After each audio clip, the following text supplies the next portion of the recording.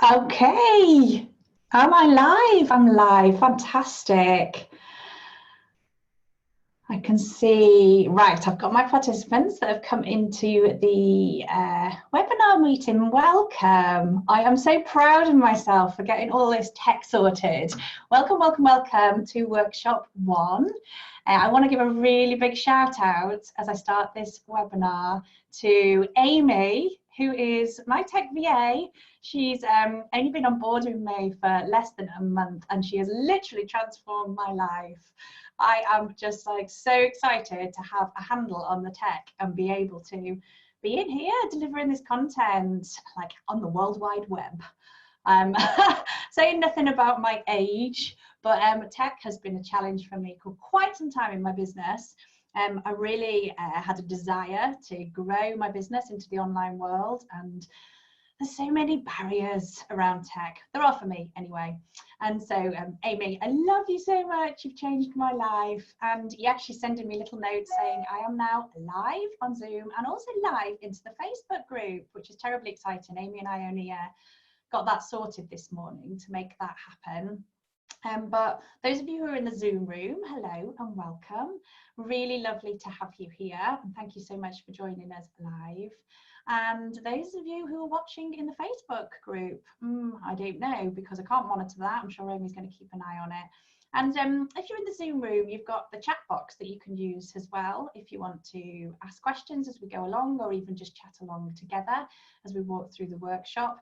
And then when we get to the end of the workshop, I'm going to be coming back to the chat box and I'll be answering any questions, depending how much time we've got left. And then, of course, you can come back into the Facebook group and ask the questions through today. That's what the group is there for. It's there for us all to connect and have these amazing discussions about life in female entrepreneurship. You know, that is what this is. It's a celebration of women in business. You've probably seen me posting on social media like more than I really have probably in the whole of my business history in the last 2 or 3 weeks, because I really wanted to get the word out there to as many women as possible within my network that I was going to run this event. The content that I'm going to be sharing over the course of the next 4 or 5 days is stuff that I've been kind of, you know, working on for maybe a couple of years. And obviously I've been in 10 years in business, so it's the culmination of different expertise and experience, things that I've done, but also lessons from my clients. And there's just so much valuable content in here, and I really wanted it to go as far as possible in this first iteration. Obviously there's going to be replays made available, but it's the type of information and content that I think it's quite hard to get your hands on when you are a woman in business, particularly when you are in the early years, when you're just starting out. Or I know we've got some people coming into the group who are maybe like even just thinking about setting up in business, that you haven't even taken the plunge yet and you're just wanting to get your hands on some information. And this is huge. We're going to come on and talk about barriers to entrepreneurship as I dive into the workshop content, but there just isn't enough role models, and there aren't enough mentors and guides and people really telling the truth about what entrepreneurship is about. Particularly in the UK, in the last 10 years, we've seen a rise in women's entrepreneurship, but we've also unfortunately seen cuts in funding, not enough access to things like grants or free training for entrepreneurs to really help to get your head around the many complications and the pitfalls, as well as all that is wonderful around entrepreneurship. But that's what was driving me to run this event this week. And I'm going to dive into the meat of it now, because I've got a really great presentation to share with you. I would say that, wouldn't I? I think it's great. I hope you do too. I hope you're going to get lots of value from the time we spend together in the next hour. This is workshop 1. And you'll see from the schedule that there's a number more workshops coming up this week, but also some really powerful conversations. And that was really important to me when I was thinking about how I wanted this event to run. I really wanted to bring on board some of my dear friends and peers in business, because I really believe very strongly that the future of success in business, for you, for me, for all of us working together, is through collaboration and community. And it's about inspiring one another and sharing our learnings and really going deep into the good, the bad, the ugly of entrepreneurship. So without further ado, thank you again so much for being here. I'm going to share my screen now and get the presentation up on the screen. So if you just give me a couple of minutes to do that. It's going to challenge my tech, but here we go. I can do this. I am an intelligent woman. Here we go. I'm sharing my screen. And then I'm going to, what am I going to do next? I'm going to present like a pro. Here we go. How's that looking? We got a full screen? One thing I'm a little worried about, Amy, is as I get into the meat of this now, I'm not going to be able to admit anyone else from the waiting room if there's any latecomers, but hopefully you can keep an eye on that for me. Okay, workshop 1, Rise of Female Entrepreneurship. So excited to deliver this to you today. Been working on it, you know, in the background for a couple of weeks, but really, as I say, this is the culmination of years and years of thought leadership for me, and looking into the stats and the research and watching what's happening for women in business, and just so excited to share it. So some notes. I mean, this is a workshop. I like to think of it, I've put these ones at lunchtime, so it's kind of as if we're in like a lunch and learn session together. I'm really interested to delve into how technology can create deeper connection, and I think one of the challenges with technology is that we tend to multitask. So I know I've certainly done it when I've been in a webinar meeting. I'm kind of like quietly beavering away on other things, and I just invite you to, you know, stay with me and be in the conversation, not least because we are just like multitasking too much these days. I'm sure you can relate to the feeling, but this way that we've started working when we've got 5 or 6 things on the go at the same time, it's like really not that healthy for us. So I really just invite you to just settle in. You know, hopefully you've got a drink, maybe you're eating your lunch, but just really lean into this conversation with me, and let's go a bit deep. As I say, if you've got any questions, you can pop them in the chat and Amy will keep me updated, or you can also just ask them at the end, or bring them to the group. And what I really want for you out of this session is, it's not so much about the information that I'm going to share, right? Because we're all overloaded with information and we're all sick of consuming and being told what to do. It's really about giving you some inspiration, maybe challenging your thinking, helping you to look at a new perspective. And I really want to tap into some courage and bravery. And we're going to talk about why that's so important as we go on through the call. And I'd love you to get a bit reflective and questioning, really curious about the things that I'm telling you, what I'm sharing with you, and what it means for you as an individual, what it means for you and your business, or if you're not yet set up in business, what it means for the decisions you're going to make in the next year. The events will run across the whole week. I know there's loads of content, actually. I was really, you know, borderline between how many workshops, how many conversations. It could have gone to like 20, 30 hours. And of course, we haven't got that much time. So I'm encouraging you to dip in and out of the things that you can get the most value out of. There'll be replays available, so, you know, use those. They'll stay open for another 7 days or so after the event. And just some rules, I guess, about how we engage together in the group through the course of the week as well. I really love it to be a judgment-free zone.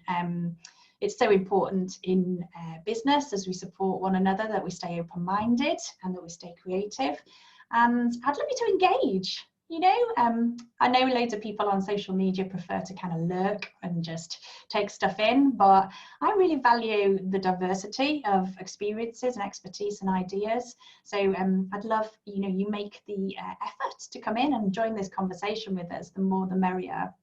And if you've got friends who you still want to invite into the event, then absolutely there's still time, and just time and space for you. That's what I'd really love, is that you find this space within the group this week to really step back. There's an adage which some of you will be very familiar with, that when we're leading our business, we have to make the time to work on the business, not just in the business. And that's crucial, but so difficult to do, and particularly when we're busy, which many of us running businesses are. And it's really difficult to just find space for ourselves. I'm sure you know what I mean. And the big question I put in green at the back is, what can I learn here? You know, that's one of my, I guess, principles of life anyway, always looking for opportunities to learn, particularly from mistakes or failures, but from other people, and constantly being a lifelong learner. I think that's a trait amongst entrepreneurs, if you've already got an entrepreneurial spirit. So just keeping your mind open and what am I looking to learn and what am I getting out of this? And there's the question, I guess, personal to you. I'll put a post up in the group later asking you guys to bring your own thoughts on this. If we already know each other and we're connected, either in the online or the real world, then hello. But hello to you if we've not connected before and it's the first time that we're getting to have a conversation. And I'd love to know, I'd love you to come into the group and tell me what brings you here, what was it about maybe some of the content I was sharing on social media that really spoke to you, that made you feel drawn to this experience, and you know, what would you like to get out of it? That would really help me if we could share that in the group. Above all, thank you for being here. I really, really appreciate you taking the time, and I know time is precious. It's our most precious asset in life generally, so I really, really am grateful that those of you are expending that time and energy to come and have this convo. So where are we going to go today? Loosely divided it into these 5 parts, just so we've got a bit of structure. Massive amounts of information I could have brought to the workshop today. I am a research junkie. I love facts, I love statistics, I love really understanding a problem. And one of my superpowers, I would say, or at least people tell me, is taking lots and lots of complex information and turning it into simplified concepts that we can understand or that we can start to work through together. That's what I've tried to do today. It has been a challenge for me, I must admit. And you know, this workshop in particular today is quite factual and quite heavy on the stats, because I want to set the picture, I want to set some perspective so that we can go deeper with some of the conversations later in the week. So bear with me if statistics aren't normally your thing. I think it's my history as a lawyer. I used to have a line manager when I was in corporate who used to say on repeat, facts not fiction, Rachel, we only deal in facts here. And then it drummed into me from an early age. But I think it is a really important point that actually, if we're going to talk about the rise of female entrepreneurship, if we're going to talk about how we succeed as women in business, if we're going to talk about how our pursuit for equality and getting diversity to work for us, then we do want to be dealing with the facts, right? There's so much that I see on social media which is just basically hyperbole or people making things up or bad advice, and you're not going to get that with me. I'm a bit of a stickler for making sure that we're dealing in the facts and getting to the root cause of a problem at any given point. So we're here to celebrate women in business. We're here to talk about why we're seeing so many more women set up in business. It's a real cause for celebration. I am so happy. When I set up in business 11 years ago, I was really in the minority. It was a long time before I really found peers and people that I could work alongside from a female perspective. So it's really exciting now to have so many more women setting up a business. And we're going to just touch a little bit on the traits of successful women in business, but against the backdrop of what is success anyway? And you're going to get a flavour for the fact that I believe that this sense of having success rated by material things or financial metrics is really toxic, especially for women in business. And for most of us, success means something far deeper, far personal, far more individual, and you have to decide what that is. I'm going to be diving into the challenges we face and how to overcome them. And entrepreneurship has many, many challenges anyway. You are probably familiar with stats around failure in small business. It paints quite a grey picture. But as women, we have some very unique challenges. They are obstacles that are unique to us, and there's been quite a lot of research that's been done. So we're going to just have a look at that more closely.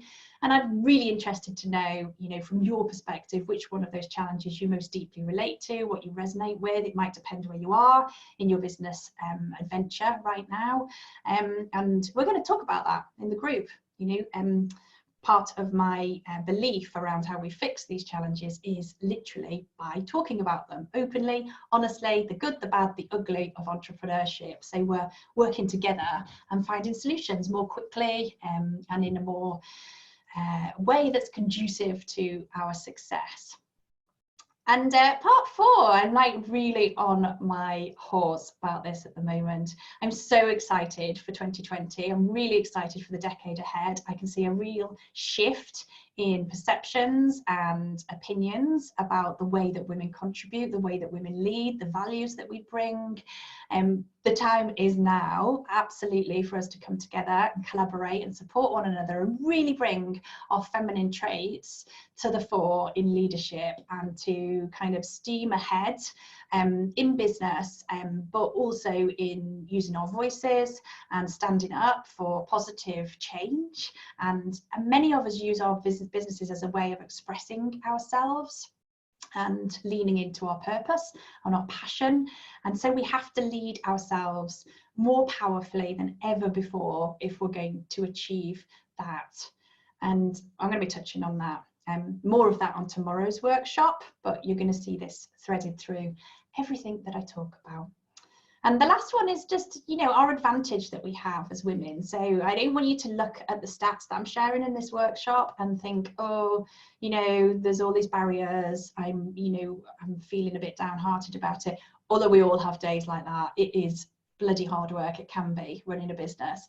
But we have advantages and we can step up and play a bigger game without falling over, without getting overwhelmed, without burning out, without becoming stressed, because for most of us, that's super important as well. We want to focus on our well-being, and many of us want to focus on our family and our true values. So all of that we're going to be meandering through today.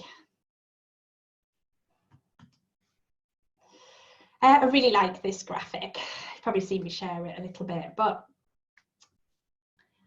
being a leader in your business and growing your business is about going out of the comfort zone. It just has to be.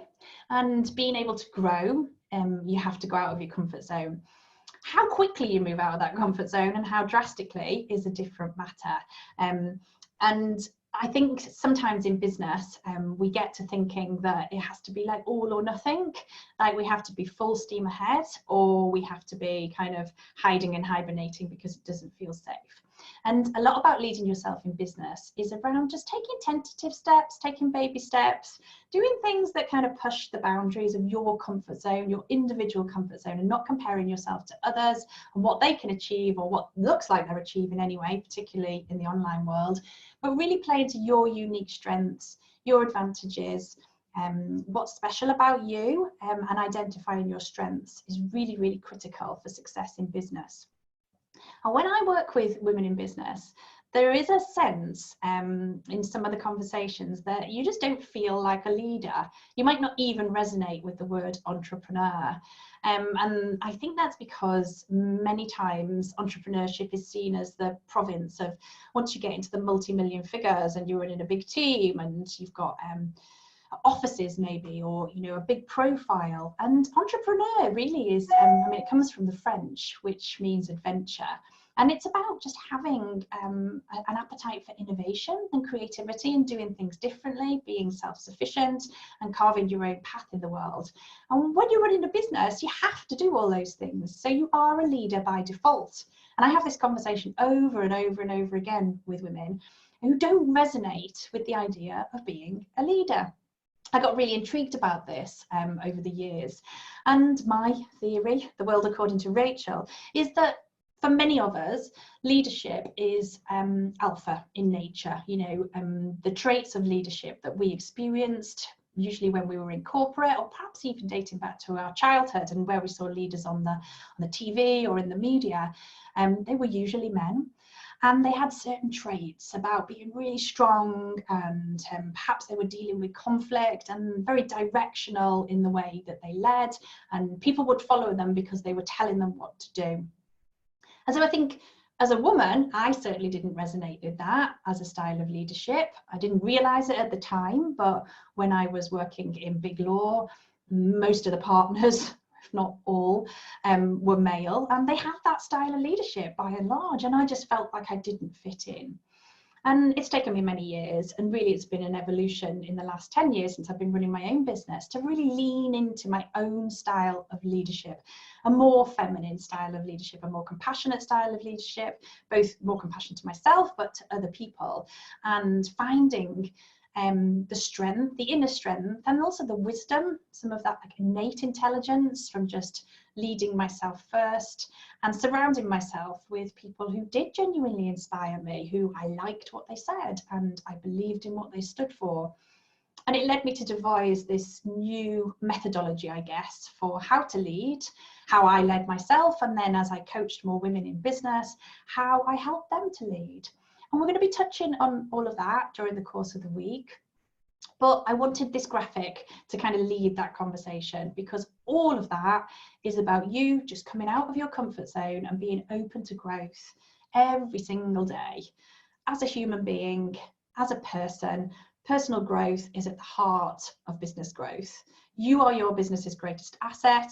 You can't separate one from the other, and too many of us try. Too many of us have like this personal persona, and then we have this kind of business persona where we're trying to do things differently, and we're trying to bring in the traits from when we used to be in corporate, or we're trying to emulate the habits and the leadership traits of what we see elsewhere. What we want to do is bring all of you into your business, all of the beautiful parts of you, like even the flaws, even the vulnerabilities, even the perceived lacks of knowledge, they're all part of you in your business. Super, super important. And this is a busy slide. You know, it's more about, we'll make the slides available in the replay. You're just going to hear me meandering over all sorts of things, because I've been in business 10 years, nearly 11 years now. Before that, I was a lawyer, I was a commercial director. I've worked with businesses of all shapes and sizes, right across the spectrum. I've coached, mentored, I've run workshops, trainings. Like, my business knowledge is pretty vast. And so you're going to hear me meandering across all of these different themes. It's not just one thing that makes your business successful. It's quite a complex landscape. And I talk about all of them in different ways. I guess that's one of my skills as a coach, is drawing on all this expertise. And as I said earlier, making this information accessible for you, making it more simple. So you're going to hear me talk about making sure your business is viable. It's not just a hobby or a lifestyle for you, because unless it's viable and it's making a profit, then it's going to close down. I mean, just as simple as that. We all need cash coming into our business. We need to have a healthy cash flow. There's a question mark about ambition, and we're going to touch upon this later. How ambitious do you need to be as a woman in business? How far do you want to take your business? How much do you want to grow it?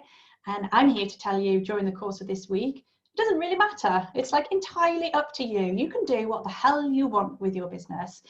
You can be ambitious and you can shoot for the clouds, or you can just be like, actually, I'm in this season of my life right now, and this is where I'm going to go with it, and I'm happy with that. It's your rules, your business, you do it your way.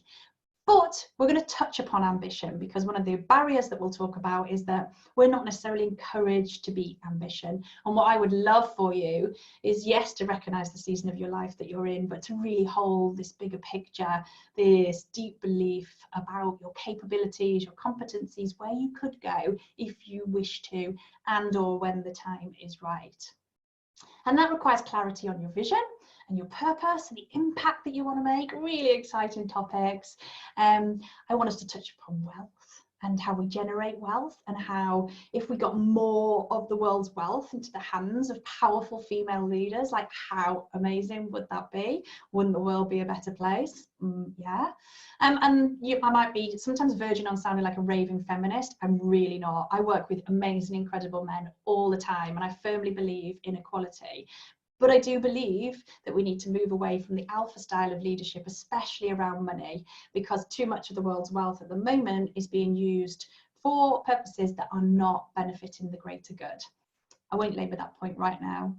And we're going to be talking a little bit about simplicity and really streamlining and focusing on, as much as possible, a small number of things at the same time. And metrics. I love talking about metrics in business. Like, what generates a metric that defines success in business? Like, who decides? Most of the metrics around success are financial, and we're here this week to talk about the other metrics that are going to be important to you. Like, how do you actually measure your happiness? How do you actually measure the depth of your connections and the trust that you have in your relationships? How do you measure and value the impact that running your business and the freedom it gives you has on being a partner, or being a mother, or being a friend, or being a contributor to society or the causes that you care about? For me, they're really powerful. If your business becomes an enabler for you to have success in other areas, and you to have energy and enthusiasm and passion to contribute to the wider society as well as your family, your friends, I mean, that's just a beautiful, beautiful thing. Surely that's what we all want. And to do that, you're going to hear me talk about well-being. You're going to hear me talk a lot about collaboration, because that's at the heart of the concept of the greenhouse and what we're here to experience this week. And you're definitely going to hear me talk about determination, perseverance, and how you find the strength to keep going, to not give up when times get hard, as they inevitably will, because business is just not a walk in the park, and neither is life. Life throws curveballs at us all the time, and you want your business to work in beautiful tandem with your life at all times, so that you are feeling like there's a nice, neat merging between the two. So I'm hoping this is sounding good.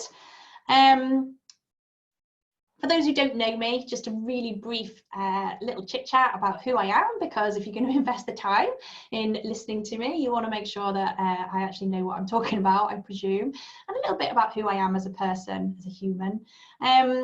I'm a mum to two beautiful little flowers, two girls I've got, they're 10 and 7 now. My absolute why for setting up in business nearly 11 years ago, as I say, was to get flexibility around working around them. I was 8 months pregnant when I left my corporate job. I was in a big corporate, I was a commercial director, and I just had absolutely no role models for how I was going to make my life work around this child. Hadn't even been born yet, but I just couldn't see how I was going to make it work. At the time, I was working 60 hours a week. I had a team, I had a huge budget to manage, a lot of responsibility, and I was like, I want to be the best mum that I can. I don't even know what that means, but I can't see how I'm going to do it in this environment. And so I took the plunge into entrepreneurship, and I haven't looked back. It hasn't always been easy, and we'll touch upon those themes as the week goes on, but I love running my own business. I love being an entrepreneur, and the huge passion for me is that it allows me to put my working life around my 2 young children and be there for them, you know, for the big things and the small things. It's really important to me, and I love to empower particularly working parents in business to get that flexibility. I think it's priceless. I didn't actually want to be a lawyer originally in my life. I wanted to be an actress or a singer, and my parents told me I had to be something that was a vocation that was going to earn me loads of money. I was an A-grade student, and that's how I ended up in the law, because they said you can be a doctor or a lawyer, and I hate the sight of blood. So law it was. I do really value my years I spent in the big law firms. I learned massive amounts. Got a really good grounding. I came from a working class background, so being a qualified lawyer brought wealth and financial stability like nothing I'd ever known in my childhood. So I really value being a lawyer, but I did feel like a round peg in a square hole a lot of the time I was in the law. And I went into an in-house role as a commercial director, really to try and get more of that balance and to feel more of a sense of belonging. I love being inside business. I love working with big business. I love solving complex problems. When I set up my own business, it was set up as a legal consultancy, so I could help businesses of all shapes and sizes to sort out their legal woes and their problems. And I built a team, and we had a really good time, lots of fun disrupting the legal profession. And I began to move more into coaching, mentoring, training. I love to speak, I love to communicate, I love to write. And as you'll be able to see through the course of this week, I'm a really strong advocate for female leadership and equality. Such a busy slide. I love this slide. So it's entitled Why I Love Being an Entrepreneur. And I sat down as I was preparing for this event and I wrote all the reasons down. And I'm going to pop it in the group. And I'd love you to share what these reasons are for you. I mean, they're personal. You might resonate with some of these reasons, but these are all the things that I love to celebrate about being an entrepreneur, and I love to come back to them on the bad days as well, on the days when I'm struggling, when I'm feeling like it's all too difficult, or I'm wondering what the point of it is. There are plenty of days where I wish I just had a salary going into my bank account and there was somebody to tell me what to do. I often say the best thing about running your own business is that you don't have a boss to tell you what to do, but the worst thing is you don't have a boss to tell you what to do. You are your own boss. But there's some really personal stuff in this list. As I say, I'll pop it in the group. For me, it's a multifaceted picture around taking the plunge into entrepreneurship. And there's many, many reasons that you as an individual will have made that decision, and hopefully many, many reasons why you'll continue to do so in the years to come. So we're going to explore those a little bit. And now let's go into some stats, because what we know is over the last 20 years, women-founded businesses have increased by 114%, which is massive. It's unprecedented in the history of business growth. And it's got the attention of quite a few research studies, the banks and government commissioned studies here in the UK. Britain's actually ranked the best place in Europe for female entrepreneurs, which is interesting. And this amazing stat, it's estimated that if women started up businesses the same rate as men, then up to 250 billion could be added to the UK economy by 2025. I think that's an incredible statistic. It has to be taken with a pinch of salt, because at the moment that is very unlikely to happen, because we don't have enough in place to encourage women into business at the same rate as men. But that's one of the reasons we're here having this conversation, because there isn't enough central funding, because there isn't enough central initiatives. It actually falls to the grassroots level, to people like me, to more experienced business people, to reach out and create communities and create opportunities for collaboration and learning, so that more women in business are encouraged to set up, and those who have already established themselves have got the confidence, the courage, the know-how, the support to really thrive and make a success, particularly through the early years. Some other wow stats, when we look at the global picture, it's estimated that if women participated in work, this isn't just about entrepreneurship, it's about women's equality, but if we managed to get women participating in the same way as men, global GDP could increase by 28 trillion in the next 5 years. Unbelievable amount of money. Again, a complex topic. I just wanted to put some of these stats up to paint the picture, a really wide picture, before we go down and small into some of the nitty-gritty, because it's really important, I think, for us to see the contribution that we're making to the wider picture. Sometimes it might feel like you're just paddling away in your own little boat, but you are part of a much bigger move, and dare I say, a revolution. So some lovely stats to dig into. We're in the minority here as women founded businesses. Less than 6% of women in the UK. That rises to 12% in the US, 15% in Canada. And numbers-wise, estimated about 1.5 million in the UK. Sounds quite a lot, actually, doesn't it? But we're going to dig into some more stats later that talks about how diverse that range of businesses is. From the solopreneur, the self-employed, and then right up to, actually got some unicorn women running businesses now, and some billionaire business women, which is just absolutely fantastic. So that equates to only 1 in 3 UK entrepreneurs as female, as a gender gap. It's equivalent to 1.1 million missing businesses. Amazing. And generally speaking, female-led businesses are only 44% of the size of male-founded businesses. So across the global picture, it's estimated 164 million women were starting or running new businesses in 2016, at the time of this stat, with an estimated 111 million in established businesses. Sounds like a lot, doesn't it? I mean, it does to me when I saw it. Like, where are they all? Like, where are the big networks for women? Where do they go? Where are they hanging out? You might have a few places that you've been going to find support and collaboration, but it's really difficult. It's really difficult. I think some of that is because of the diversity of the types of businesses and the type of business owner. And this interesting stat that 70% of women in business express that they want to just keep their businesses the same size. They don't want to grow. They're kind of happy where they are. What I've experienced when I coach women is that it's generally like a self-inflicted target that they want to just replace whatever their salary was in their 9 till 5. And once they get to that point, they're like, I'm okay, I'm done. I've got a good quality of life. I've got more flexibility, hopefully. I've achieved what I had when I was in corporate. That's great. And we'll touch upon that later. That comes back to the ambition point. So brilliant, we're seeing more women, 114% increase, but the stats that we're starting to see come through around, are those businesses being sustained? Are they succeeding over time? Are the owners thriving? That paints quite a grey picture. Rates of failure in business, so women closing down their business, is much higher than for their male counterparts.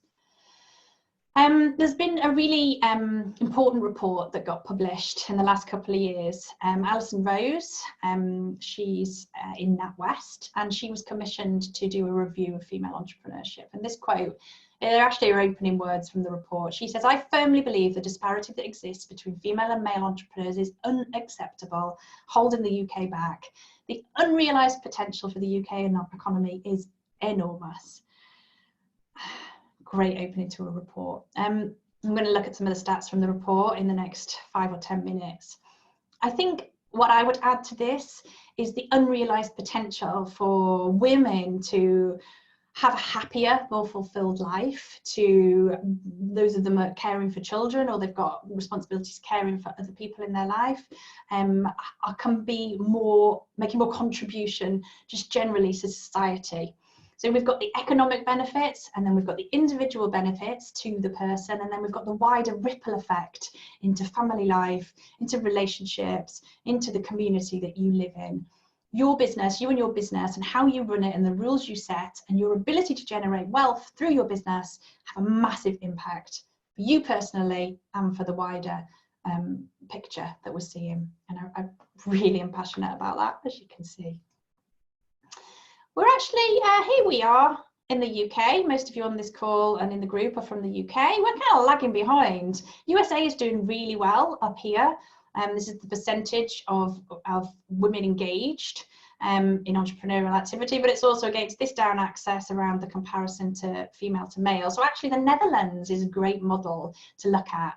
The common trends that we see in those nations are they've had a lot of investment. There's been a lot of initiatives, a lot of schemes, a lot of central funding to really support that.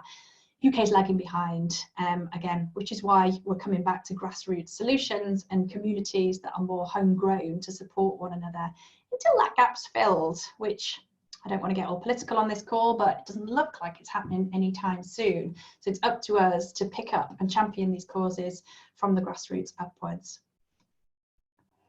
Some wonderful words here around why we go into entrepreneurship. And this is generally, this is not just for women. I'm sure if you're already running your own business or you're thinking about it, these are going to speak loud and clear to you.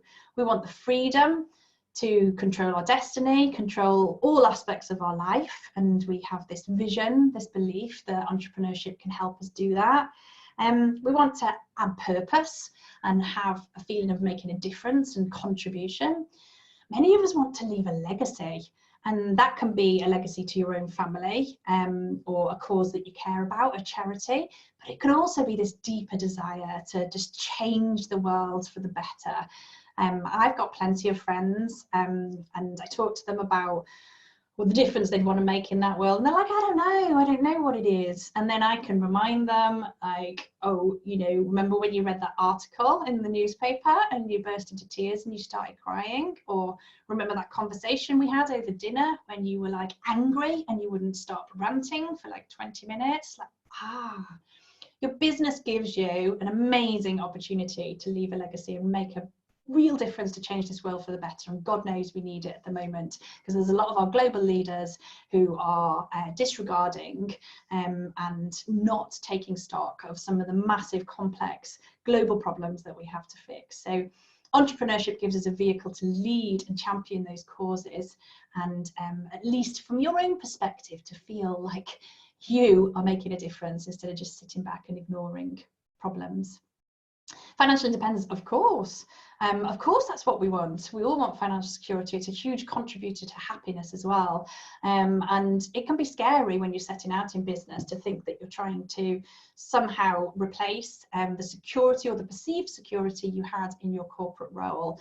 But the really exciting thing about running your own business is that you control that through your own actions that you take, and you can also have unlimited wealth in theory through your business. You know, in theory, it's a vehicle that has uncapped potential to put wealth into your pocket and into the causes you care about. And the reason I champion female leadership as well is because we know from the statistics that women are more altruistic.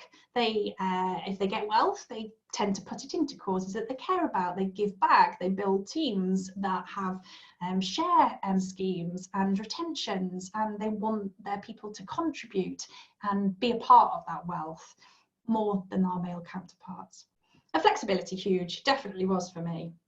And when I say flexibility, it's about the quality of life and how you spend time with, but it's also being able to dance to the tune of your own music, to sing your own song, to work with your intuition and your gut instincts, to make decisions based on what you think is right in that given moment, rather than, we all know what it's like to work in corporate and you basically do what you're told. I mean, as you work through the leadership ranks, you might have a greater ability to influence key agendas and decision making, but generally speaking, you can get outvoted really easily. When you're leading your own business, you have the flexibility to make decisions based on your gut instincts. It's a beautiful thing.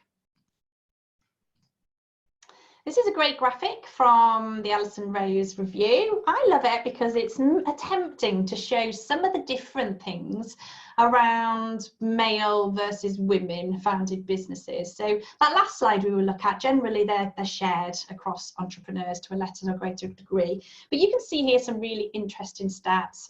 That flexibility one is coming up really strongly for women, and particularly here the difference between women with children. We can see about the flexibility of work-life balance, super important when you've got a family to take care of, unsurprisingly. But as we'll come on to talk about later, at the moment, the initiatives don't take that into account. Like, we need more affordable childcare, and we need the banks to be taking into account that we're only working part-time when we're applying for loans and good stuff like that. The initiatives haven't caught up with what we know about the motivators and the incentives for women in business. So a really interesting slide. I've geeked out over this quite a lot. I'll put it in the group for those of you who also love to look at this kind of information. And that notorious work-life balance. Stats on this, really interesting to me. If you struggle with work-life balance, either you have done historically or you are struggling right now in your business, then these are some really interesting things that we can talk about. So we've got women coming in from a career break, 1 in 5, but only 1 in 15 men. That's a massive difference. And we have like over 1 million women like sat on the bench, if you like, in the UK at the moment, and hardly any of them are thinking about coming into entrepreneurship. And that's a real damn shame. The more support we can get to them, because particularly those that are A-type overachievers who've fallen out of their corporate jobs because there wasn't enough work-life balance, they have so much to offer the economy. I'm very passionate about trying to reach those women. We just saw that the #1 reason to start a business is to get flexibility around childcare, but then you need to find affordable childcare. What does that look like? Amazingly, like online business can play a big part into that, because you can kind of work from home and you can get more flexibility about hours. You can use technology to help you in the hours you want to work. And then we've got some other stats on here around, you know, problems around maternity. Perhaps women see entrepreneurship as just a temporary thing, and once they get the kids past a certain stage or they get through a certain season in their life, they return back to employment. They don't see it as a long-term game. Perhaps my hallucination is because it just wasn't enough fun. Like maybe they ended up isolated or lonely, or really craved being back in an office environment and having people around them. There's a lot that the research tells us about a multitude of reasons, and I want to dig into them. I want to like really talk about them and be honest about them, and for you to be able to be normalized in the way that you feel when you're on your own entrepreneurial journey. And at the bottom, we can see stats around how many women work from home, and more than half of self-employed women work part-time compared to just 17% of men. Working part-time always brings its own challenges. There's a lot of stigma attached to it in the corporate world. Still, we're making a lot of progress, but the stigma's still there. And I think there's still stigma in a way around entrepreneurship as well. There's still this badge of honor that's talked about if you're, you know, active in online business. All the stuff around hustling, and I've worked so many hours, and all the laptop lifestyle, you know, I've managed to do all this, and I'm working part-time. It's like, well, how? Because you know, that comparisonitis kicks in. So I think this question of balance, I don't actually really like the word balance, but at least everybody knows what it means. When you're an entrepreneur, in particular if you're a woman in business, it's really, really important to you. It just is. And so we're going to be talking about that. I want us to talk about it. Financials, another topic that I love, and later in the week at workshop 3 we're going to be talking about ambitious plans for growth, how you might access funding and investment, how you increase the financial performance of your business without falling over or getting stressed or getting hung up on it. You know, as I've said, it's not the only metric of success, but we do know that it's a really important factor in having a successful business. You need cash flow. You need to be profitable. You need to understand your numbers. You need to have confidence to sell. You need to have confidence in the metrics on your, you know, your balance sheet and in delivering your accounts every week. And for many women, that's all new when we're starting business. It's like, how do we learn that stuff from somebody that we can trust and only learn it at a level that is like the need to know basis, you know, because we can always acquire more knowledge around financials over the years. You know, how can we just cut through the mystery of it and make sure that we're dealing in the facts that are going to empower us? It is a huge problem, financials generally, for business failure. That's a fact. Cash flow is often said to be the #1 cause. And here with specific stats around women on this slide, we know that businesses are failing faster for women than for men. We know that the trend is that women have subscale businesses, by which I mean they're not going to 1 million and beyond compared to men. We know that less than 5% of female-run businesses are generating more than 6 figures in revenue annually. And we also know that this is so shocking, less than 3% of investment funding annually goes to women-founded businesses. We're going to talk about this. We can see that a huge proportion of female-founded businesses are turning over less than $25,000 per annum, so right at the bottom end of the scale. And there's this question about whether do they even want to go further, do they even want to grow? You saw from the chart that we're lagging behind our peer countries, and it comes really back to the startup phase, and we tend to have less capital to put into the business at the start. We tend to be more risk averse, and we tend to be less likely to apply for loans. And when we do apply for loans, the banks often turn us down. And that's one of the initiatives that's underway at the moment. Alison Rose, who I mentioned in the previous slides, she and NatWest are apparently have a big scheme underway where they are ring fencing £1 billion worth of funding for female founded businesses, and we're just getting to hear more details about that. In fact, on Wednesday I'm going to a regional meeting with NatWest to talk about this scheme and the initiatives and how we can share it with our communities and how we can make it accessible. So I'll hopefully be able to share more on that later in the week, but it is recognised that they do need these initiatives because there just isn't parity for female businesses. This stat is a global stat that, we know logically that half of the world is female, but only just under 13% of the world's richest 500 women are female, and self-made wealthy women make up only 1.4% of that stat. So just like teasing that in there around this concept that we don't have enough of the world's wealth held in the hands of wealthy women. What would the world be like if we did? So coming to what women generally say about why they set up in business, you saw that really, really busy slide about what I really value and love about being an entrepreneur, but that's my personal perspective, and I've been in business 10, 11 years, so I've got a really unique perspective on what it feels like to run a business now. Since the 2008 recession, many women actually came into business through necessity, like literally because they wanted to earn a living for their family. Perhaps they were struggling to get a job or hold down a job. And actually the number one reason generally is to pursue a passion, which is really exciting. But there's a question mark for me from my experience of coaching women and my own experiences in pivoting to the things that I care about in business, is how many of us are genuinely pursuing that passion once we're in business, and where we're not, what's holding us back? I mean, the simple answer is fear. And not feeling like we've got the confidence or the knowledge or the expertise. But if we could get more of the female founded businesses genuinely aligned with their passion and the purpose and accelerating with momentum with that in mind, that would be incredibly powerful.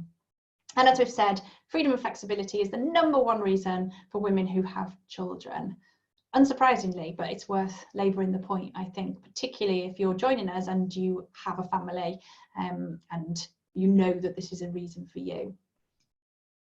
So now we're just going to go on to dance with what are the barriers to our success, what stands in our way. This is them at the high level, and I'm just going to step through them one at a time. I'm really interested for us in the group to talk about which one of these resonated most with you as you were listening to this webinar. Which one do you feel is most present for you right now? Because we all go through stages. And which one maybe do you see more generally in the women in your life that you do know who are running a business? And if you have men in your life running businesses, male entrepreneurs, do you see differences in the way that they approach their business lives versus how you and your female entrepreneur friends approach their business life? And I think this quote from the Rose Report is a really lovely one to hold in our thoughts. The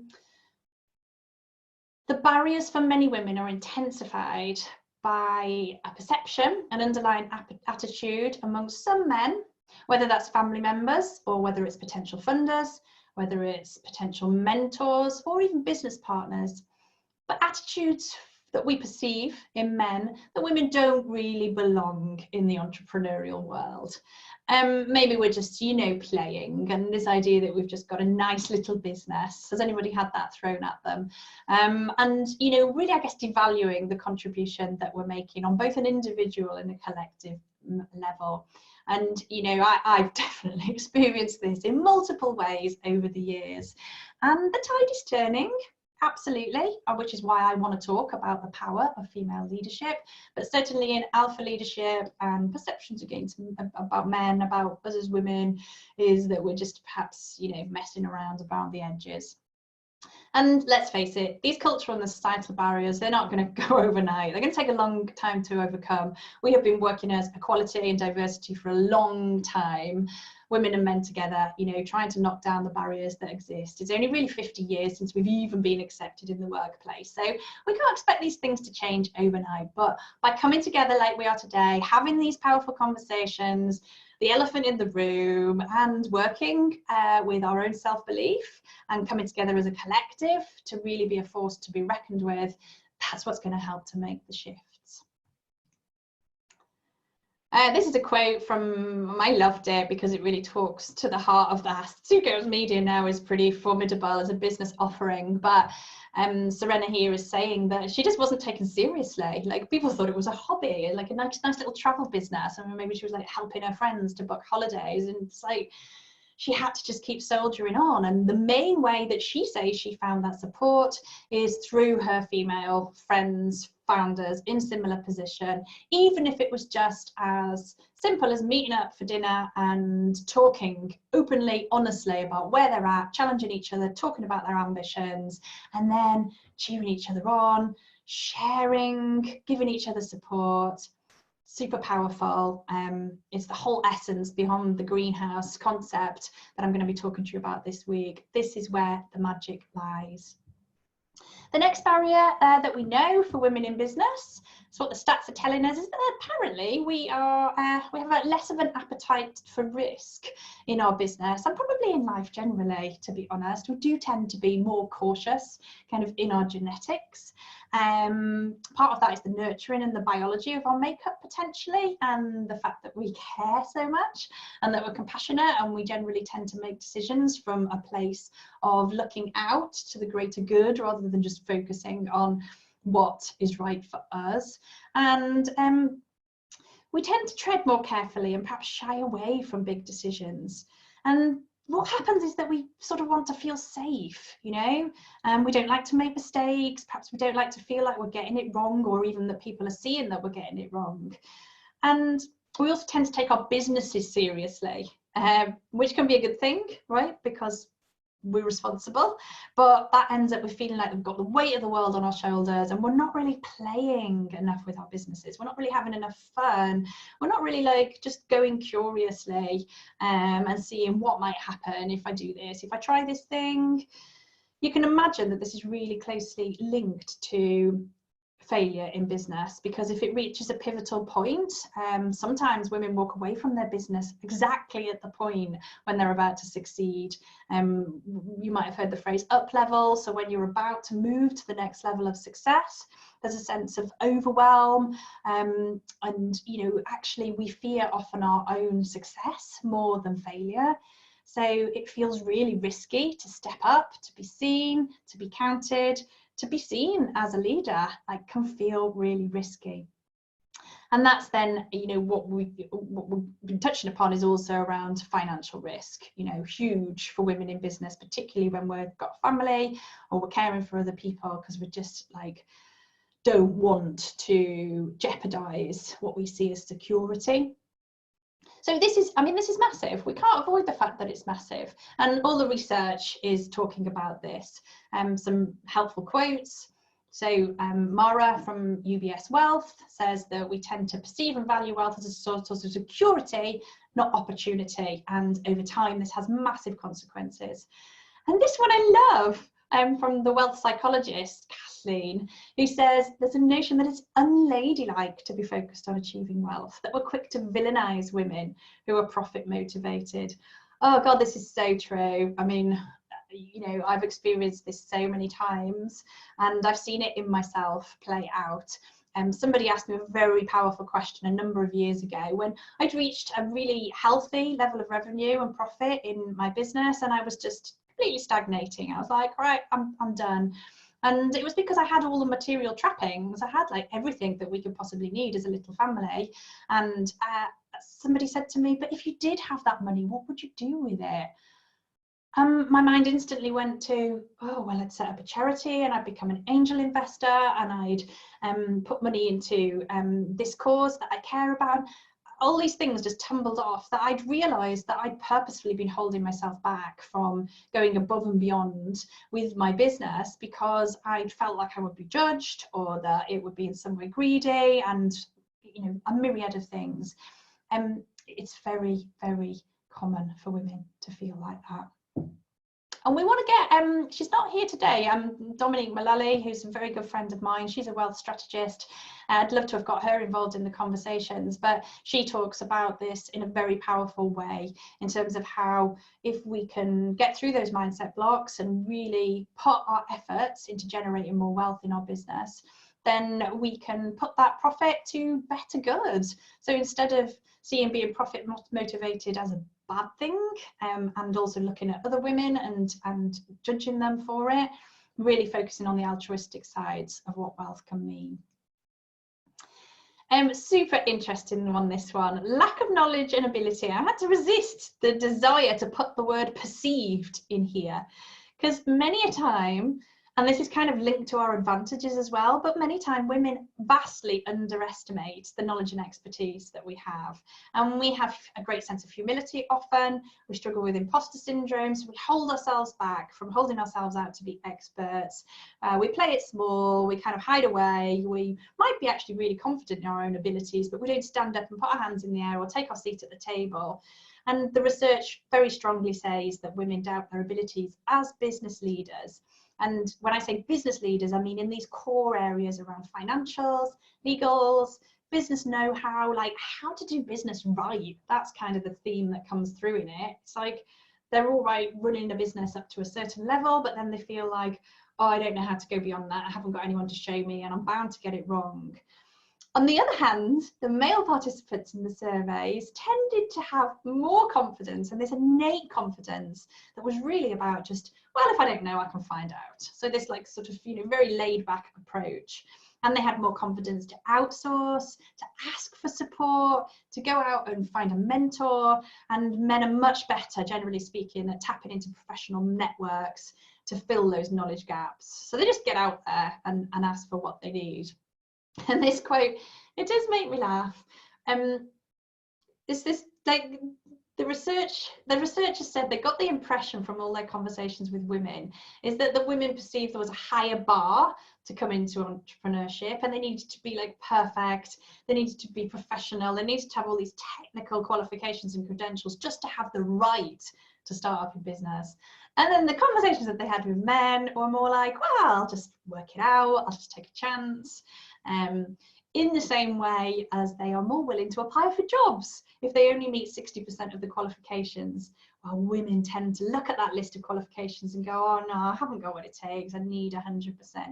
This is powerful stuff, and I hope as you're listening to me that you resonate in the same way as I do. I have seen this play out over and over again, and it plays out in myself all the time. I have to be aware of it, I have to check in on it, I have to really surround myself actually with people who can remind me of this, and that includes men. I'm really at pains to say I love working with men. I love tapping into the confidence that they can have and the way that they aren't afraid generally to ask for what they want, and they just get on with it. And that's really inspiring. What we want when we talk about female leadership is to take all the best parts of alpha leadership and to add them on top of the other wonderful traits that are more common to us.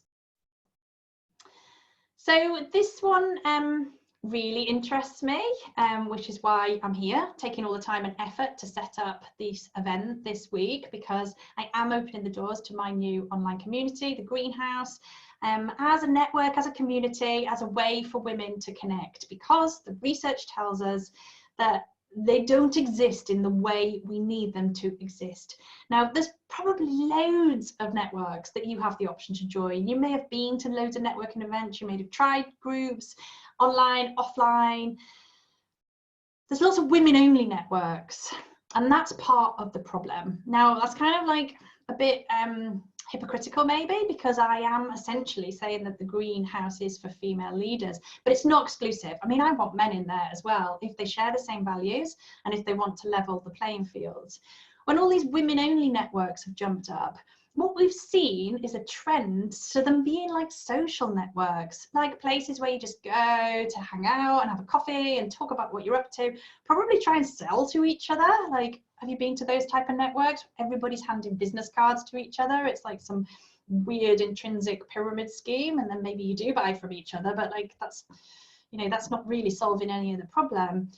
And the very scary part of this for me, and it's probably my professional background, my corporate background, all the expertise I've got, but when I've gone to professional networks, nobody's talking about these foundational things in business. Nobody's sitting there going, this could be your growth strategy. These are the opportunities that you could have. What are you doing about this blind spot that you've got over here? Like, I never felt that I was properly challenged in those spaces. They were all often really nice, but they lacked really hardcore information about how to genuinely start, grow, and make a business a success. And I am generalizing. I'm sure there's great groups out there. I would love if you are already aware of them, or if you've been in them, if you've been in groups which have really helped you, then let's talk about them, let's share them. Like, we need to get some sort of central resource where we can see what genuinely helps. The most damaging thing I'm seeing online, and you will hear me get on my high horse about this, are also about groups that are charging often a lot of money to come in and be mentored or be part of some sort of mastermind, and honestly there's no substance. One of my pet hates is like business coaches who have never run a business. I mean, what is that all about? I mean, you can bring your expertise, I'm sure, to business owners in whatever that is, but to say that you're a business coach and you're going to help people to set up, grow, scale a business when you've not had a business of your own, I think is dangerous. You know, the challenges that we go through as business owners are many and varied, and they're also unique to us as individuals, but there's ones that are just shared. So unless you've been there in the arena, it's really difficult to help other people, but we want the networks to talk about them. So what we don't want is the networks to shy away from talking about all the challenges. We've touched upon lack of funding and investment, and I'm not going to go too deep into it now because it is going to be in the workshop later in the week. This is massive. I mean, it's absolutely massive. And we're not even talking here about, you know, going and getting seed funding. It's, you know, to grow to, you know, 6 figures, over $1 million or whatever. I'm not even talking about that. I'm talking about literally getting access to capital at the early stage, because you need some software, because you want a new team member, because you might want to take an office, because you might literally just be going through a rough patch with cash flow and you need a bridging loan. It's really difficult to get the right information about where you can access it, and really difficult then often to make the right application and be supported. And we've got to crack through that. I mean, I'm absolutely determined in the work that we do in the greenhouse that we're going to be talking about this stuff, and we're going to be solving this problem, and we're going to be solving it together. Some really frightening stats on that story. Again, we'll dive into them later in the week. Male SMEs 7 times more likely to scale over $1 million than a woman owning a business. 1% of funding goes to all female teams. Outrageous. And when they do secure investment, women's business show returns of 20% more revenue with 50% less money invested. As I say, we're here to celebrate women in business. We're going to talk about all the barriers and the things we want to overcome, but when we empower ourselves and when we get moving in our business and when we surround ourselves with the right support, we're literally unstoppable. There's a study that says if the venture capitalists had invested equally in startups, they could have made an additional 85 million over 5 years. And like, they have to be talking about that, right? I mean, we know that many of those will be alpha leaders who only want to make money. So I'm sure that stat is worrying them. And the whole £1 billion that's been ring fenced at the moment by NatWest, and the government has made promises over the years which unfortunately haven't come to fruition, but these aren't entirely altruistic, guys. It's because they know that when they give us the money, we tend to do it properly, we take it seriously, we go after it, we make it happen, and we do that best when we're supported and we're collaborating with other people who can genuinely support us in the right ways, in all the right ways. Fear of debt, yeah, it's a huge barrier to entrepreneurship. I wonder if you guys can relate to that. I know I can. I tend to be quite risk averse with money. I've done a lot of work on my money blocks over the years, but there's still loads to do. I came from a very working class background. There was never enough money to go around when I was a kid. And, you know, when I became a lawyer and in all my years, I worked with hundreds of businesses and some very, very rich people. And I've also seen what debt can do to people in terms of the stress that it brings. And I think it's a balancing act, you know, in entrepreneurship. I think it's about calculated risk, and it's about having some sort of security and safety net when you're taking on debt, and in particular about doing it in a way that feels like manageable and that you're in control of the journey. The last one is about we win less than 5% of corporate and public sector contracts. Really interesting to me because I help a lot of businesses with bids and tenders and procurement and processes like that.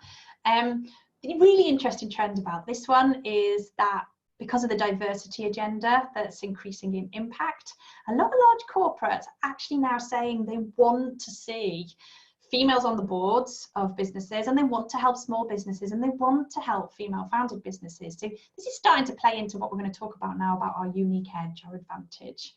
I'm not one for, you know, trying to get one-upmanship or find loopholes, but actually think about the context that I'm telling you this fits in: improving the global economy, improving your community that you live in, being altruistic.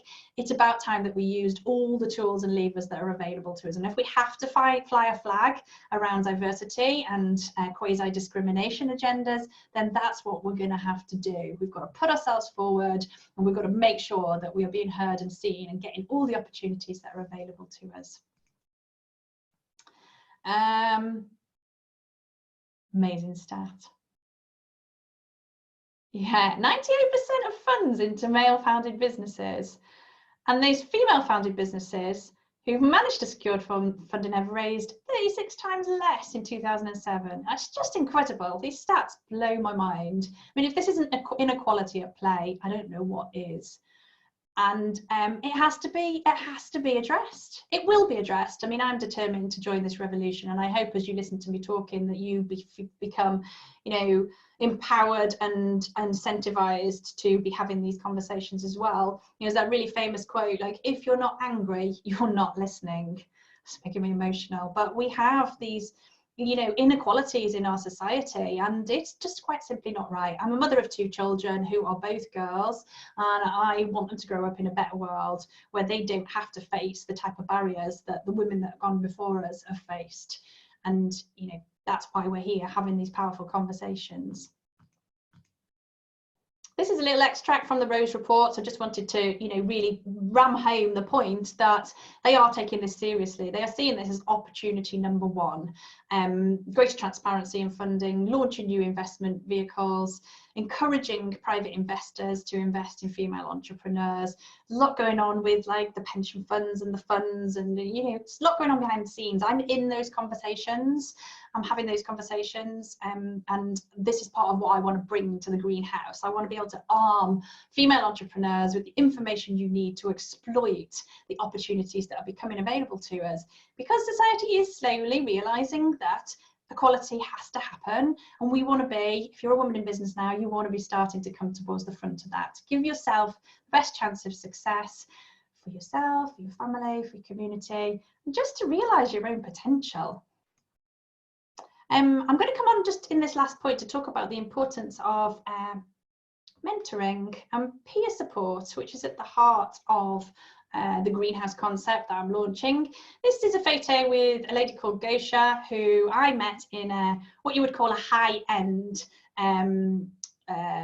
females entrepreneur network 3 or 4 years ago now.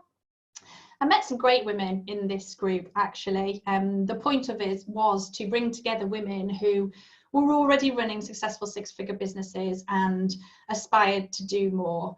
A really interesting thing happened to me whilst I was part of this network, because I was already running a financially very successful business, and it was growing, and I was having conversations with investors.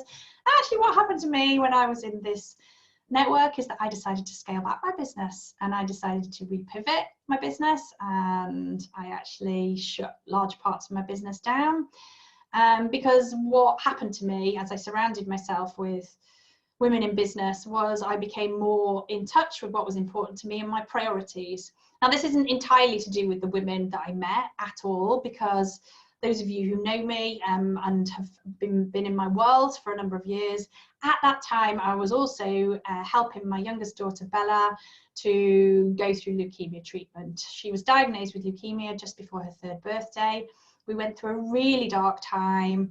It changed me beyond recognition, I suppose, in many ways.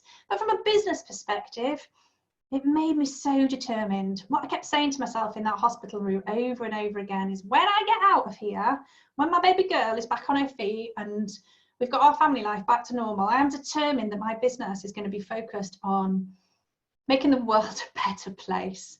It sounds cheesy, but it's true. And doing what's true to me and not chasing money, and really following my instincts and going deep with my intuition. And the reason I put this picture of Gosha up is that in many ways, she couldn't be more different to me as a business leader. I came from a very corporate background, as I've talked about. I'm very analytical. My brain works really fast. I talk really fast, you probably noticed. I'm very, I love talking numbers and, you know, all the stuff that I'm going on about today. But Gosha's very spiritually led, and she spends her time helping women overcome fear in their business but in their life. And you know, we had some really challenging conversations where she forced me to think about what I was doing with my life and who I was and where I'd come from and where I wanted to go next. And that diversity, I guess that extreme, was massively helpful for me. And equally, we did a session where we were going through business plans and devising different spreadsheets, and Gosha was just like tearing her hair out because she was like, what the hell, I have no idea, this just isn't my bag. And I was able to, you know, help her because it was my bag. And this combination, this diversity of skill sharing and supporting one another and bringing out the best in each other and seeing each other's blind spots is incredibly powerful. Peer support, training, getting your hands on valuable information at the right time and from trusted sources. So the stats, again, they tell us that when you've taken up entrepreneurship training early in your business, you're 3 times more confident about having the skills. I mean, it's not rocket science, is it? But it's like, where do you go to get your hands on information that you can trust? I know many people have been scarred, particularly in the online world, between working with coaches and mentors who, frankly, should not even be allowed to badge themselves like that. They're giving out dangerous advice. They're telling them to do things that are like, follow my formula and do things my way. And it just doesn't work. You need women in business, and myself included in that, you know, we need solid information that is factually based and genuinely has been tried and tested, but also is tailored as an individual to the business you want to run, not just some cookie cutter formula. And if you've got a strong mentor or a role model, you're 5 times more likely to be confident. Again, not rocket science, but where do you find them? I mean, it'd be so difficult. There's only 6% of UK women running businesses. Like, even in my close friendship groups, like I've got more friends now, obviously, as I've been in business longer, but when I think about my friends from school, from university, friends that I've met through being a mum at the school gates, hardly any of them are running businesses. It can be really lonely and difficult to find someone you can genuinely trust. So we have to come together. We have to create these networks that are taking business seriously, but not too seriously, and we still want to have fun and just have balance in our lives. When we do that, that's how the magic happens. Half of women saying that the top challenge they face is a mentor who can actually direct and guide them. That breaks my heart, because we are there, we are out there. It's just we're already busy doing our business and often running, you know, young families, caring for aging relatives or whatever. We're really busy. Like, there isn't a central mentoring network that I'm available of that you can just go and access. So we have to find the solutions ourselves, hence the greenhouse, hence why I'm here. When you're in that powerful environment, you share best practice, you create amazing opportunities through collaboration. I mean, one of the things that moves me beyond anything else is seeing women supporting women, and also women, you know, working with men to collaborate on powerful ideas, because together we go further. You know, we can get so much more done, and I don't mean as in a hustle way, I just mean as in the strategizing and the confidence to move forward with things when we're tag teaming. We can explore potential for expansion, which is massively valuable. Tools, resources, you can get recommendations on technology, you can get feedback, and you know, that's just priceless. It doesn't mean that you have to take that feedback, because we want you to follow your own instincts above all else, but the ability to go, I've got an idea, what do you think, you know, and get people who actually care and actually have experience and actually want to cheerlead you. It's just so powerful. Encouragement, especially on the bad days, really super important, and new perspectives to broaden your thinking. It's like we get so siloed, particularly if you're a solo entrepreneur and you're working on your own a lot. It's like you're just going down this pathway, and before you even notice it, you've limited yourself, you've stopped coming up with new ideas. The massive benefit of being in a peer support, and this has been so transformational for me, is asking for what you need. It's like, we're not good at that. I'm terrible at it. I was taught to be independent from a very young age. I had to stand on my own 2 feet. And I was a young female leader. I mean, at one time in corporate, I was the only woman in the boardroom. I was the youngest woman in the boardroom. And to ask for help was a sign of weakness. It was vulnerability. I just didn't. I would work harder. I would do anything not to show that I didn't know the answer. And that was so damaging for me. And as I've grown my own business and leaned into my own leadership style, I've had to relearn the ability to ask for help, to ask for support. And of course, it makes sense, doesn't it? It's like, we are only one person. We can't have all the skills. We can't wear all the hats. Some of my best friends in business have completely different skill sets to me. I'm constantly amazed at the skills that they have. And of course, there's a part of me that's like, oh God, I want to be able to do that. You're so amazing. But then they are able to ask me for help. And they're like, we can't believe you've got the ability to do that, Rachel. Like, you're amazing. And I'm like, am I? You know, just that mirror that's held up by being surrounded by peers, reminding you that you're brilliant, reminding that you have these really valuable skills, and enabling you to lead yourself forward in the way that you are being more courageous and you're making bigger decisions and taking risks in a way that feels exciting and adventurous and curious, rather than just being on your own, doubting yourself, being overcome by fear, like wondering what the hell all this is for. It can be very lonely being an entrepreneur. It makes me so emotional. I've seen so many women give up in business, and when I talk to them about it, it's just like so obvious that they basically isolated themselves and they hadn't been able to get their hands on the right things at the right time. To me, that's the #1 challenge, and that's what the Greenhouse community is here to fix. So we're going to wrap this session up now. It's been quite a long one, loads and loads of ground covered. Here we are, 2020. We are a rising population, women in business, and I love to see us as a revolution for positive change, for more impact, for making a business of difference in the world. And yeah, you know, maybe I'm a bit rose-colored glasses around that, but I've also shared with you today a really realistic view of it's a wonderful time to be a woman in business, but we have a whole host of challenges still to overcome, and we can only do that together. Like, my heart is telling me that the only way I can go forward in business is by having a community, is by having peer relationships to support me, by continuing to fight for equality and digging into the opportunities that are available for us. And, you know, they say, don't they, that you teach what you most need to learn, right? I'm teaching you all this stuff because I'm still learning it. I'm still learning to ask for help. I'm still learning how to really put myself out there and share all the knowledge that I have. I struggle with fear and doubt every single day, and if I didn't have people by my side to literally push me over the trenches some days, like, I'd just be probably in my onesie, like eating chocolate most of the day. And my heart doesn't want to do that. My heart wants to be full of a community of strong, powerful leaders who are overcoming some of these barriers, baby steps, day by day, hand in hand, you know, having these powerful conversations. I just love, my absolute love is to talk about stuff that matters with people that care. You know, when I'm coaching, there's nothing that moves me more than seeing somebody like impassioned, moved to anger, like having a rant, or literally sharing their vision for what would be a beautiful business, what would make the world a better place. And sometimes when they're talking, like, it's like time stands still and everything freezes, and like, I'm just like ready to cry because I can see everything that they're capable of, and I can see the competence that they have that they can't see in themselves. And I'm always like, let me take your hand, like, we can do this together.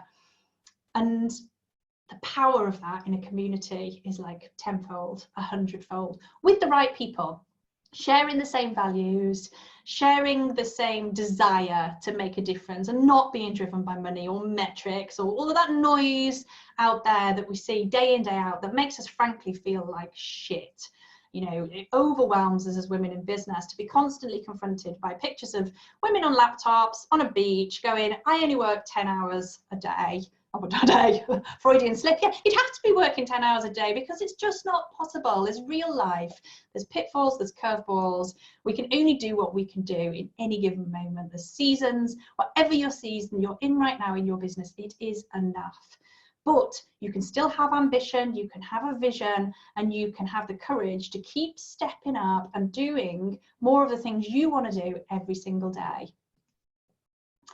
Tomorrow we're going to start talking about what are these feminine attributes of leadership that I keep alluding to. You know, I've talked a little bit about what we see in male leadership. I don't like generalizing like that, but I hope you understand what I'm trying to say.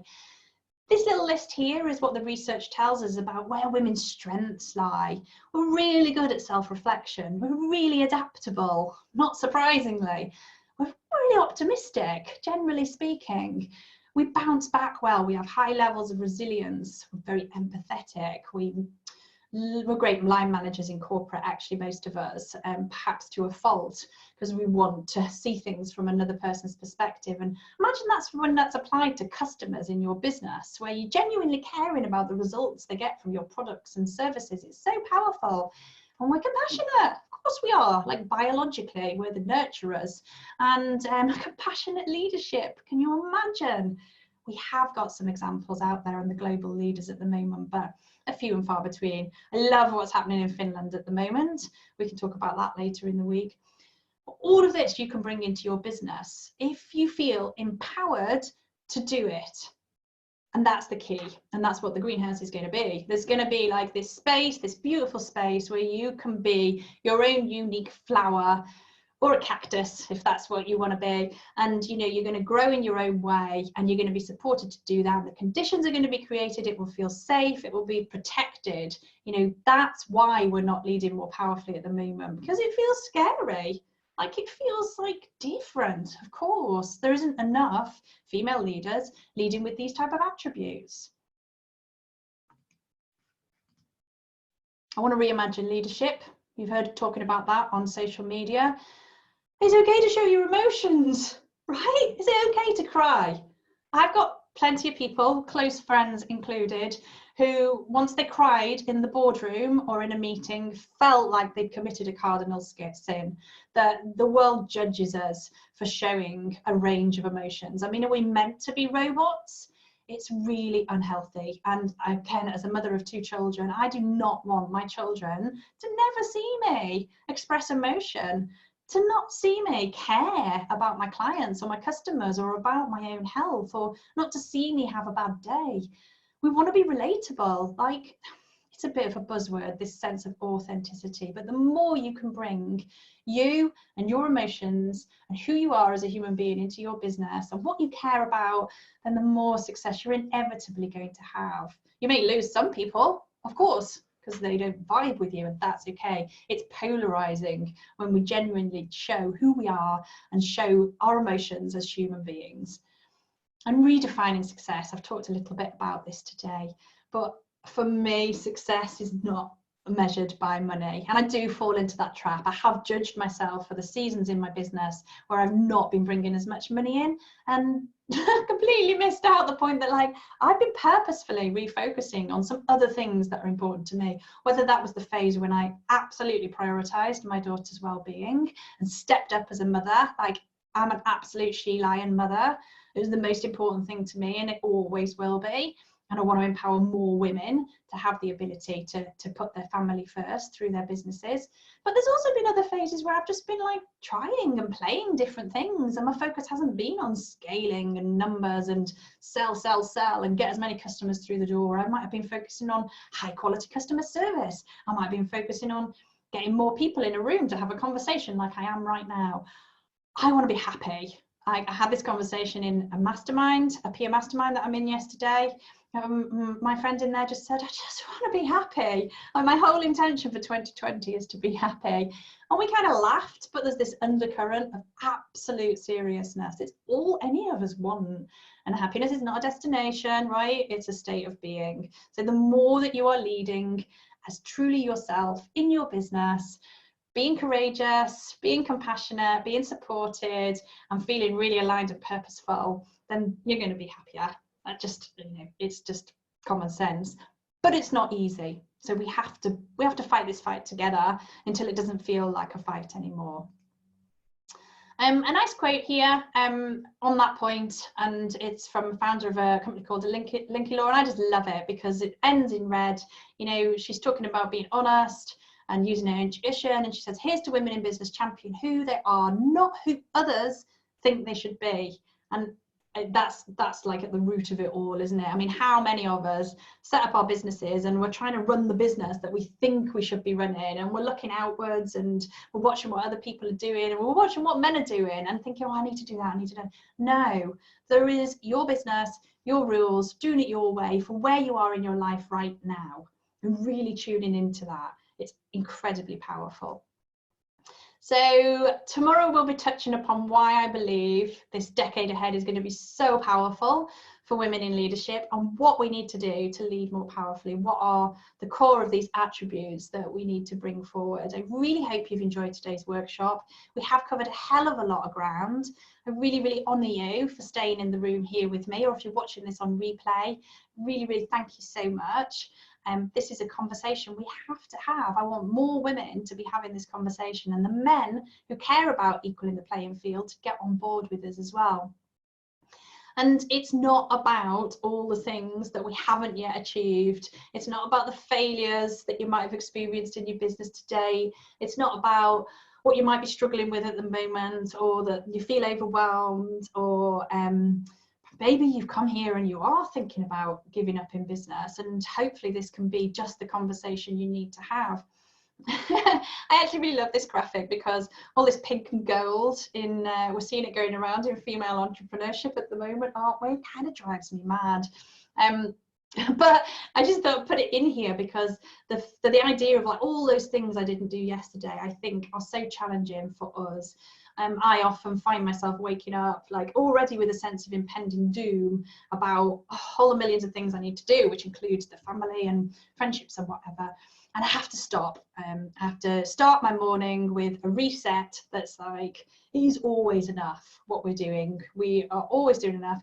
It's so maybe cliched, and you might have heard people talking about this, but it's going to be in the heart of what we do in the greenhouse, like really challenging ourselves not to live by these metrics of success, and really look forward to being present, because life is short and we only have one life to live. We want to make it the best we can, and we do that from staying present and tapping into joy and happiness and building relationships that have deep connection and a business that fills you with purpose.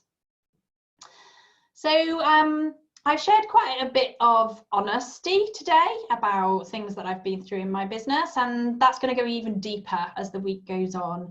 I want to create a space where we can be really honest, sort of like warts and all, about the good, the bad, the ugly, and for it to feel safe. And I just wanted to kind of put that out there because I want that for you as well. If you're in this space, it's a confidential space, and I will be curating the community and the posts that we have, and I would really encourage you to share in the most honest way that you can, because that's how we get this done.